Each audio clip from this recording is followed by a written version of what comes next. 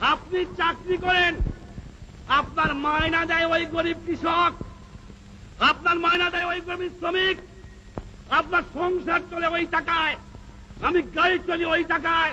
ওদের সম্মান করে কথা বলেন, ওদের ইজ্জত করে কথা বলেন, ওরাই মালিক, ওদের সংসারই চলে। এ বেটা কোত্থেকে আসলি? সরকারি কর্মচারীকে বলবো, মনে রেখো এই স্বাধীন দেশ ব্রিটিশ কলোনি নয়, পাকিস্তানি কলোনি নয়। যে লোককে দেখবা তার চেহারাটা মতো বাবার মতো, তোমার ভাইয়ের মতো, ওর পশ্চিমের পয়সা ওরাই হবে সম্মান বেশি পাবে, কারণ ওরা নিজে কামাই করে খায়, আর তোমরা কাজ করিয়া। একটা কথা জিজ্ঞাসা করি আপনাদের কাছে, মনে করবেন না কিছু, আমাদের কাছে জিজ্ঞাসা করি, আপনাদের বলবো কেন, আমি তো আপনাদের একজন।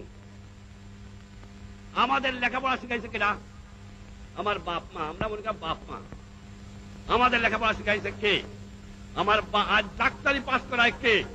আজ ইঞ্জিনিয়ারিং পাস করায় কে? আজ সায়েন্স পাস করায় কে? আজ বৈজ্ঞানিক করে কে? আজ অফিসার করে কে? কার টাকায়? আপনাদের কাছে আমার জিজ্ঞাসা, শিক্ষিত ভাইরা, যা আপনার লেখাপড়ার খরচ করে দিয়েছে, শুধু আপনার সংসার দেখার জন্য নয়, আপনার ছেলে মেয়ে দেখার জন্য নয়, দিয়েছে তাদের আপনি কাজ করবেন, সেবা করবেন। তাদের আপনি কি দিয়েছেন, কি ফেরত দিচ্ছেন, কতটুকু দিচ্ছেন? তার টাকায় ইঞ্জিনিয়ার সাহেব, তার টাকায় ডাক্তার সাহেব, তার টাকায় অফিসার সাহেব, তার টাকায় রাজনীতিবিদ সাহেব, তার টাকায় মেম্বার সাহেব, তার টাকায় সব সাহেব। সমাজ যেন খুনে ধরে গেছে।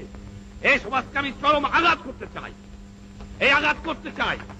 যে আঘাত করেছিলাম পাকিস্তানিদের, সে আঘাত করতে চাই এই ঘুরে ধরা সমাজ ব্যবস্থাকে।